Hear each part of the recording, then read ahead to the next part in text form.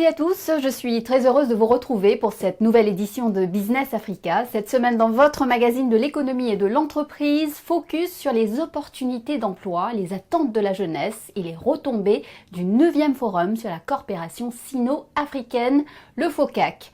Nous en discuterons avec Géraud Nima, analyste au projet China Global South. Mais tout de suite, voici les titres.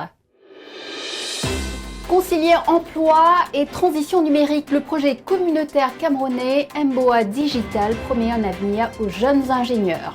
Aujourd'hui, je suis capable de prendre un projet, de communiquer efficacement avec un client, de considérer le projet comme le mien et de le mener jusqu'en production. De jeunes Béninois sans emploi se convertissent à l'agriculture bio et rencontrent une forte demande de consommateurs en quête de produits sains. Que l'agriculture écologique ou biologique n'est pas la chose la mieux partagée. Il y a très peu d'agriculteurs qui s'investissent dans ce domaine. Et même au niveau justement des pouvoirs publics, les efforts pour booster cette agriculture n'y sont pas. Une agence africaine de notation du risque crédit, c'est pour bientôt. Après plusieurs années d'efforts, l'Union africaine se rapproche de l'objectif. Les problèmes que les pays africains rencontrent avec les 3 grandes agences de notation sont tout d'abord liés à leur méthodologie. Lorsque certaines d'entre elles établissent leurs rapports, elles manquent de cohérence et de transparence.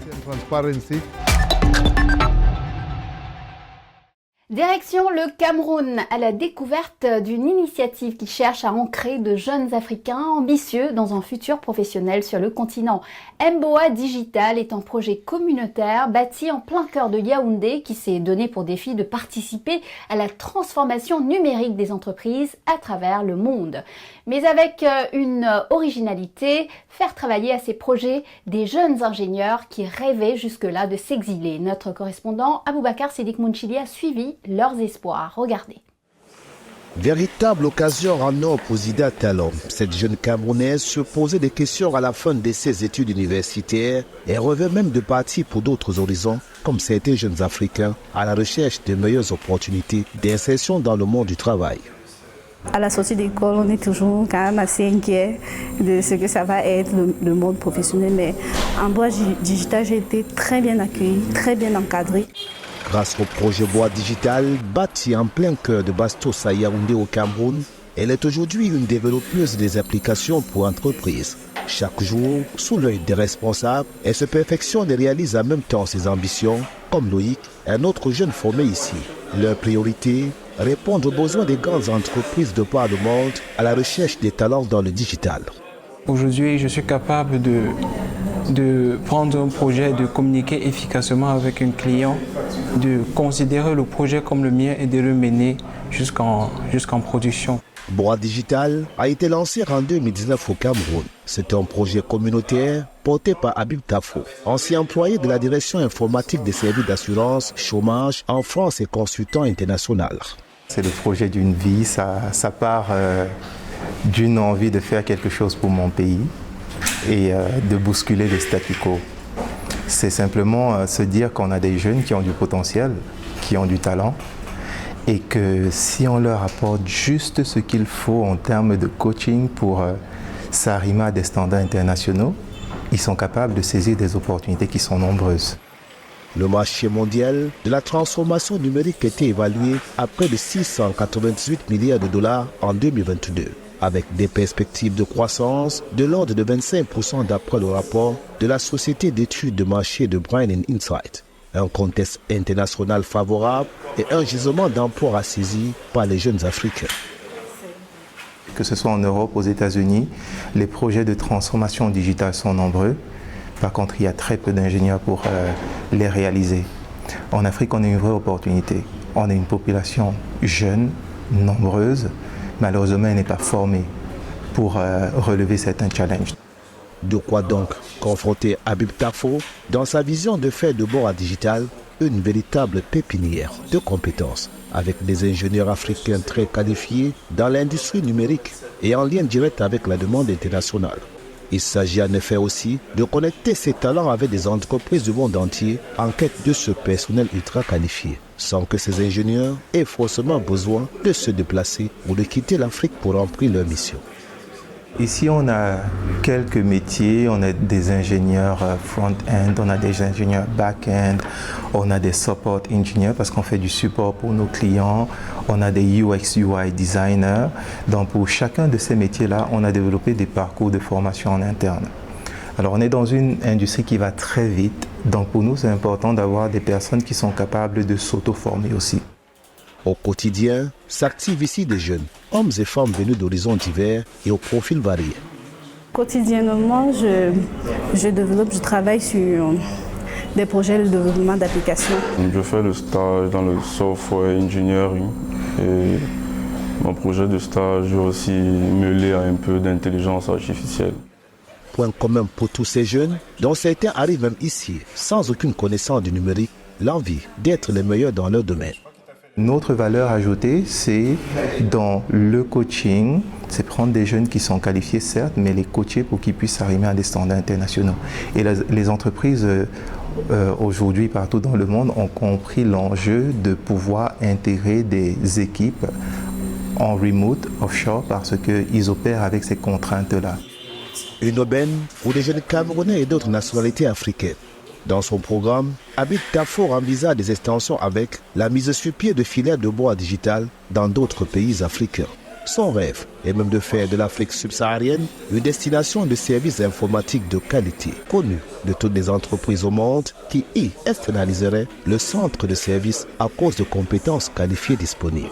En tant que diasporan, on a une responsabilité et les discussions que j'ai maintenant avec mes amis qui sont restés en Europe et ailleurs, je pense qu'elles sont transformées de mon expérience ici.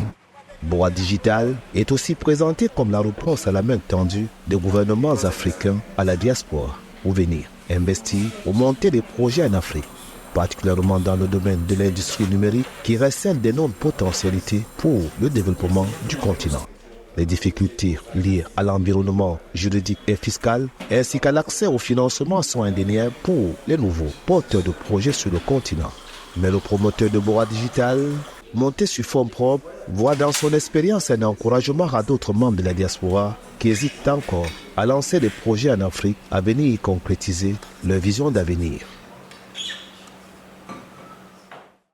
Allégation de fraude, enquête de l'Inspection générale des finances. C'est le clap de fin pour un projet de carte nationale d'identité biométrique en République démocratique du Congo.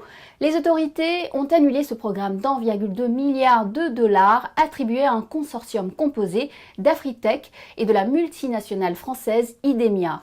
Aucune raison officielle n'a été donnée, mais de récents reportages dans les médias ont mis en évidence des soupçons de malversation après l'échec d'une série de projets de cartes d'identité dans le pays. Plusieurs grandes entreprises d'identification biométrique et numérique sont en compétition pour ces contrats de production de cartes d'identité de nouvelle génération en Afrique. La confiance des entreprises est en train de s'améliorer en Afrique du Sud. Au troisième trimestre, l'indice de confiance des entreprises RMB-BER a atteint un niveau proche de son plus haut niveau des 2 dernières années. Cela est dû au commerce de détail et aux concessionnaires de véhicules neufs. Ils anticipent un regain de consommation lié à l'anticipation d'une baisse des taux d'intérêt. C'est le premier indice relevé depuis les dernières élections qui ont conduit à un gouvernement de coalition favorable aux entreprises. Il s'ajoute à d'autres signes positifs suggérant un redressement de l'économie. On constate également depuis avril une nette amélioration dans l'approvisionnement en électricité. La tendance des fermiers entrepreneurs continue sa lancée en Afrique et elle s'étend rapidement aux produits issus de l'agriculture biologique. Le Bénin est l'un des pays les plus en pointe puisque c'est à Porto Novo qu'a été fondée en 1985 la ferme bio Sangagne, désignée Centre d'excellence pour l'agriculture par les Nations Unies. Plus de 35 ans après, de jeunes Béninois sans emploi poursuivent ce modèle d'entrepreneuriat en s'organisant en association. Notre correspondant Didier Assogba a suivi les jeunes entrepreneurs de l'association Les Jardins de l'Espoir et le marché fermier qu'ils ont initié pour le plus grand plaisir des consommateurs. Regardez.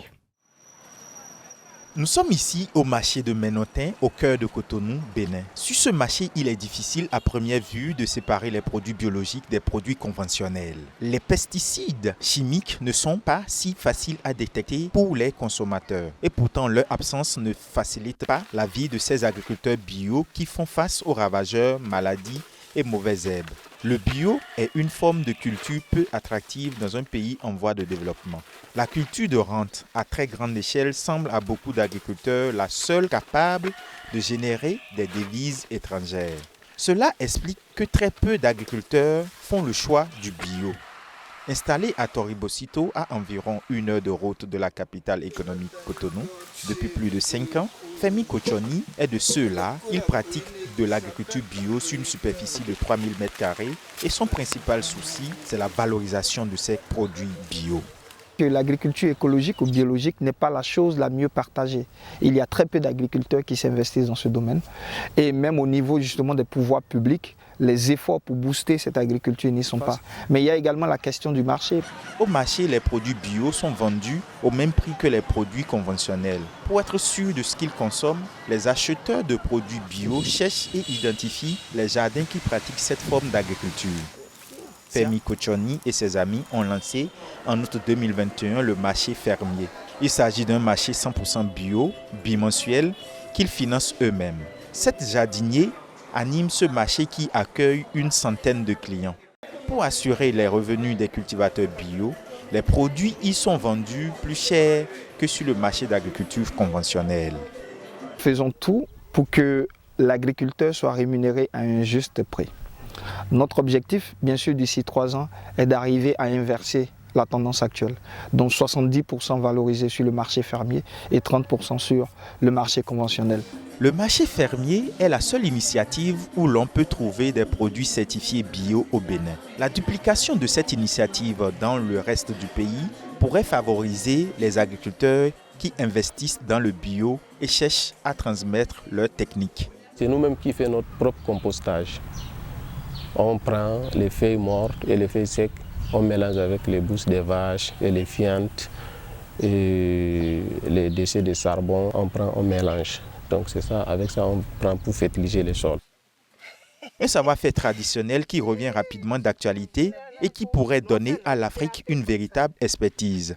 Et surtout, la capacité de se constituer en un nouveau réservoir de produits bio. Selon une étude réalisée par l'Organisation des Nations Unies pour l'alimentation et l'agriculture, la FAO, en 2017, l'Afrique dispose de près de 60% des terres non cultivées du monde. Nous avons encore des semences naturelles en Afrique. Certes, elles sont menacées, mais c'est le moment de prendre conscience de ce qu'il faut les sauvegarder. Il faut créer des greniers de semences naturelles. Face aux semences manipulées, aux semences qui ont été transformées, aux semences dont les gènes ont été modifiés et qui, une fois plantées, deviennent une menace pour l'environnement et pour la santé des consommateurs. Pour Femi et ses amis, le marché a en tout cas déjà remporté son pari de sensibilisation. Fermons les portes sur une note de satisfaction générale. Nous avons lancé cette initiative pour mettre à la portée du consommateur des fruits et légumes sains, sans résidus de pesticides et d'engrais chimiques. Nous n'avons pas voulu pour une classe aisée, nous l'avons voulu pour toute la population. Et en regardant justement les différents segments qui sont arrivés ici, de clients qui sont arrivés ici, je peux dire que pour cette 2e édition, nous avons atteint notre objectif. La feuille de route est déjà tracée. Dupliquer les marchés bio dans tout le Bénin avant de les étendre à toute la sous-région. Avec une cible centrale devenue leader de la distribution des produits agroécologiques de toute l'Afrique de l'Ouest. La région ne compte encore que pour 17% des surfaces cultivées bio du continent. Mais la tendance est à la multiplication des initiatives locales, avec déjà de belles performances d'exportation pour certains produits comme l'ananas bio du Bénin ou le soja togolais.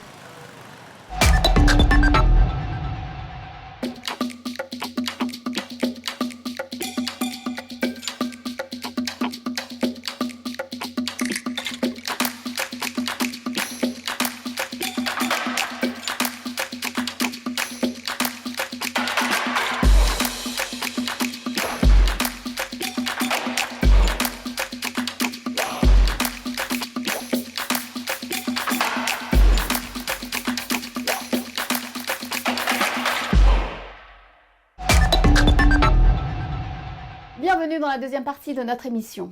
Quels sont les sentiments et les attentes de la jeunesse africaine? C'est une question qui n'est pas si souvent posée. Selon une enquête de la Fondation de l'homme d'affaires sud-africain Ivor Ichikowitz, 37% des jeunes Africains estiment que leur pays va dans la bonne direction contre 31% en 2022.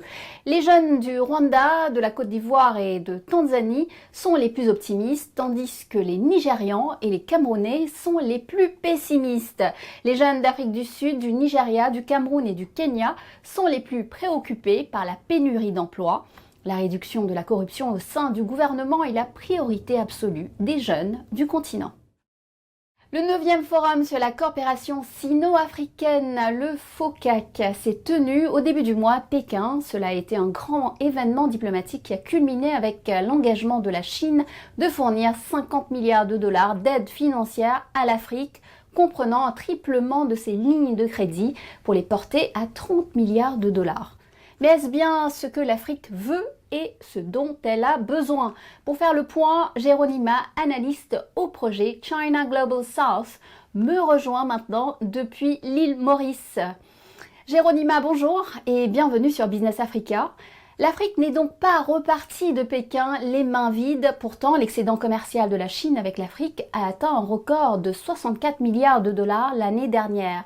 Quand allons-nous voir ce que le président sud-africain Cyril Ramaphosa a demandé, des capacités manufacturières plus durables et des investissements créateurs d'emplois pour inverser cette tendance? C'est ça aujourd'hui le véritable défi des relations commerciales entre la Chine et l'Afrique. C'est le fait que nous avons d'un côté un partenaire qui est économiquement mieux développé avec un marché beaucoup plus large et beaucoup plus exigeant. Et puis un autre partenaire, le continent africain, qui a des problèmes structurels de marché qui fait qu'il n'est pas toujours en mesure de prendre avantage des avantages commerciaux, par exemple, que la Chine peut lui offrir. Donc, ce qui fait qu'au-delà du fait que la Chine puisse lever les mesures barrières, les impôts, les taxes qu'elle impose sur les importations venues d'Afrique, la réalité est telle que beaucoup de pays africains ne sont pas en mesure de pouvoir produire des produits qui sont de nature à être attractifs pour le marché chinois. Et je pense que c'est ça le véritable défi aujourd'hui, de créer une diversification économique, une industrie manufacturière forte en Afrique telle qu'elle peut produire des produits qui sont attractifs et qui peuvent entrer sur le marché chinois. Je sais que la Chine aujourd'hui met beaucoup de priorités sur les produits agricoles. C'est ainsi que l'on parle ainsi des exportations, des importations d'avocats en provenance du Kenya, de l'Afrique du Sud, aujourd'hui de la Zambie. Mais le problème, c'est que le déficit est tellement large que cela ne suffira pas. Il faudra bien plus que ça pour pouvoir combler ce déficit-là. Et la question devient, est-ce que c'est une responsabilité chinoise ou une responsabilité africaine? Et moi, je pense qu'en tant que premier partenaire économique et commercial de l'Afrique, la Chine a quand même un certain degré de responsabilité à pouvoir aider et accompagner les pays africains à pouvoir diversifier leur économie et les rendre capables de pouvoir tirer avantage de l'accès au marché chinois qu'elle leur offre aujourd'hui. Alors, ne craignez-vous pas que les pays africains soient surchargés de dettes avec des projets qui ne correspondent pas vraiment à leurs besoins? Comment éviter ce risque? Je ne pense même pas qu'il y ait de crainte à avoir parce que lorsqu'on fait la décomposition des 50 milliards qui est mis sur la table, ça touche beaucoup de secteurs. On parle d'investissement direct, on parle d'aide au développement, on parle de soutien au programme agricole, on parle d'une enveloppe qui pourrait être servie pour différents projets. Donc, et en plus, on ne détermine pas forcément qu'il s'agira de prêts. Ça, c'est une chose aussi à pouvoir clarifier. Une autre chose à clarifier aussi, c'est toujours cette crainte par rapport aux prêts que les gouvernements africains prennent auprès de la Chine. Au-delà de ce que les gens peuvent penser, les pays africains, dans leur dette publique, ils n'ont pas un problème de dette chinoise parce que le gros de la dette des pays africains est une dette qui vient de leurs marchés intérieurs et des marchés internationaux. Ils n'ont pas de gros prêts de la part des dettes bilatérales. La part de la dette bilatérale revient à près de 11% de la dette des pays africains. Et donc, ce qui fait que lorsqu'on regarde au niveau bilatéral, il n'y a vraiment pas de problème de dette chinoise. La question est celle de savoir quels sont les mécanismes qui seront mis en place par les gouvernements africains et la Chine pour pouvoir voir dans quelle mesure ces enveloppes-là seront reparties sur différents projets. Dès lors que vous avez des entreprises privées minières chinoises qui investissent des gros milliards de dollars dans des pays comme la République démocratique du Congo, ce montant sera très facilement atteignable au bout de 3 ans. Il suffira de quelques 3-4 investissements de grosses entreprises minières en Afrique, ça sera facilement atteignable. Et là, le gouvernement chinois pourra toujours dire que ça elle a tenu promesse, bien que d'autres pays africains ne puissent pas bénéficier de ça. Le Maroc pourra en bénéficier, l'Afrique du Sud, parce que ce sont les gros aujourd'hui pays qui reçoivent les gros investissements chinois sur le continent. De nombreux projets semblent répondre aux intérêts de Pékin pour les ressources minières de l'Afrique. Que peut faire l'Afrique pour garder le contrôle de ses richesses ? Mais aujourd'hui, oui. Aujourd'hui, les pays africains qui font de la demande pour avoir de la transformation qui se fasse au niveau local, pour avoir beaucoup plus de plus-value dans la chaîne des valeurs de l'industrie minière, doivent aujourd'hui mettre en place des mécanismes qui renforcent leur capacité de contrôle de leurs actifs miniers. Demander, aujourd'hui, ils le font déjà. Plusieurs pays, presque tous les pays le font déjà, notamment sur les minerais critiques. Ils demandent aujourd'hui que le raffinage, que la transformation, que l'ajout de plus-value se fasse localement en Afrique pour pouvoir tirer avantage de ça. Et je pense qu'au-delà des demandes qu'ils doivent faire, ils doivent aussi créer les conditions pour pouvoir forcer les entreprises chinoises à rencontrer leurs demandes. L'Indonésie l'a fait en 2017-2018 et on a vu les résultats. Aujourd'hui, l'Indonésie produit du nickel qui est transformé et produit des cathodes et des anodes de batterie et va même jusqu'à produire des batteries électriques. Aujourd'hui, les pays africains qui en font leur demande n'ont pas toujours les conditions structurelles pour que les compagnies chinoises répondent à leurs demandes. Et je pense qu'à ce niveau-là, il y a un mécanisme législatif qui est mis en place en termes des lois, en termes des normes qui sont mises en place par les pays, mais aussi, ils doivent aussi créer les conditions au niveau industriel, au niveau économique pour pouvoir forcer et donner la motivation aux entreprises chinoises de pouvoir rencontrer les demandes qu'ils font sur leur industrie minière en Afrique. Géronima, merci beaucoup. Et lors du forum, le président kényan William Ruto a annoncé que son pays rejoignait la Banque asiatique d'investissement pour les infrastructures fondée par la Chine. Un signe de plus que le Kenya cherche à des sources de financement plus larges. Le Dr Ruto a confirmé espérer un meilleur accès aux prêts concessionnels pour les infrastructures, les efforts de lutte contre le changement climatique, la connectivité, la coopération régionale et les projets et programmes technologiques. Cette décision intervient alors que le pays fait face à des pressions budgétaires. Les principales agences de notation mondiales telles que Moody's, Fitch et S&P ont dégradé sa note, ce qui complique son accès aux marchés financiers internationaux. Et justement, les récentes difficultés budgétaires dans plusieurs États africains mettent en lumière cet accès crucial aux marchés financiers internationaux. Avec une critique qui revient souvent, les grandes agences internationales d'analyse du risque crédit donneraient des notes négatives qui ne reflètent pas le dynamisme du continent africain. Depuis plusieurs années, l'Union africaine travaille à la création d'un système de notation alternatif plus sensible aux réalités économiques locales. Notre journaliste Wandiswa Tengento s'est rendu à Lusaka, en Zambie, pour suivre des discussions sur les opérations de la future agence de notation africaine. Regardez. L'Union africaine se prépare à lancer la première agence de notation de crédit en Afrique en 2025.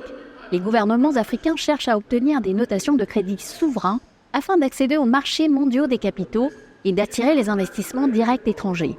Le mécanisme africain d'évaluation par les pairs de l'UA affirme que l'un des principaux indicateurs de réussite de l'Agence africaine de notation du crédit réside dans la réduction de la prime de risque du pays. Les problèmes que les pays africains rencontrent avec les trois grandes agences de notation sont tout d'abord liés à leur méthodologie. Lorsque certaines d'entre elles établissent leurs rapports, elles manquent de cohérence et de transparence. Elles sont censées utiliser les mêmes indicateurs, mais elles notent chaque pays différemment. On s'attendrait à ce qu'il y ait de la cohérence. Si vous utilisez un outil et que le pays A et le pays B présentent des similitudes, ils sont censés attribuer plus ou moins la même note. Or, ce n'est pas le cas. Dans le cas des pays africains, il y a une prime de risque. La simple situation géographique peut rendre un pays très risqué. L'agence sera autofinancée et la structure de propriété sera composée d'institutions financières multilatérales africaines, d'agences de notation nationales et d'investisseurs internationaux. L'Union africaine affirme qu'elle s'efforce d'obtenir l'adhésion du secteur privé. Il faut convaincre les acteurs du marché et les gouvernements africains qui peuvent effectivement faire appel à l'agence de notation africaine au lieu de dire qu'ils préfèrent continuer à s'en remettre aux Big Three.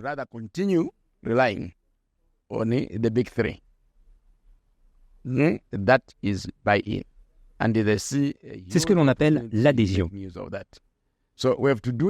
L'Union africaine et le mécanisme africain d'évaluation par les pairs doivent donc s'efforcer de faire connaître le projet au gouvernement et au secteur privé pour qu'ils y adhèrent. Un économiste estime que l'Agence africaine de notation devrait s'inspirer de la Chine, qui compte plus de 50 agences de notation. Ce que nous avons vu en Chine, par exemple, c'est que ces agences de notation nationale ont commencé au milieu des années 1980 et se sont développées dans certaines circonstances et au fil du temps. Certaines d'entre elles ont même été rachetées pour des parts des 3 grandes agences.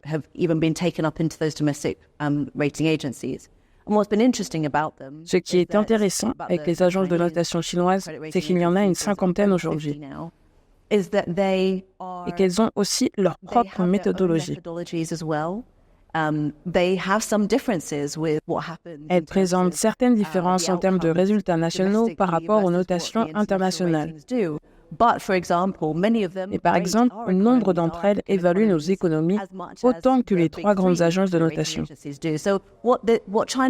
La Chine est donc un exemple qui montre comment les agences de notation peuvent se développer et créer un environnement propice à l'épanouissement d'agences de notation localisées au niveau national. L'agence cherche à exploiter le potentiel de 22 pays africains qui ne sont pas notés par Moody's, Fitch et S&P. L'un des nouveaux acteurs africains, Sovereign Africa Ratings, estime que la création de l'agence sera importante non seulement pour les investisseurs, mais aussi pour les citoyens ordinaires. Les gens ordinaires devraient s'en préoccuper parce qu'ils dépendent des dirigeants pour comprendre les problèmes de la société afin d'avoir un meilleur revenu. Pour que leurs enfants puissent bénéficier d'une meilleure éducation et de meilleurs soins de santé, l'économie africaine, telle qu'elle est aujourd'hui, n'est pas très performante. L'une des raisons en est que le système financier mondial ne favorise pas l'Afrique en raison de son histoire. La création d'une agence de notation de crédit en Afrique aiderait le continent à réaliser son plein potentiel. Parce qu'elle aurait accès au crédit à un taux plus bas, elle pourra également avoir une monnaie plus stable, ce qui signifie que nous pourrons obtenir davantage pour nos exportations et améliorer de manière générale notre niveau de vie.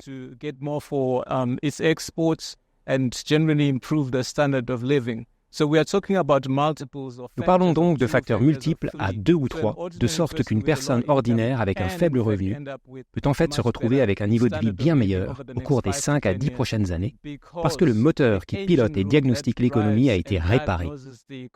L'ACRA est là pour permettre cela.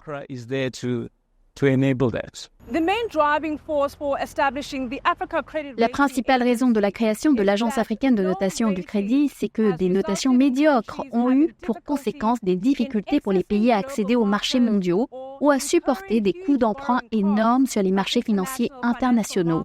Par conséquent, ces défis entravent les ambitions d'industrialisation, de développement des infrastructures et de renforcement de la résilience économique.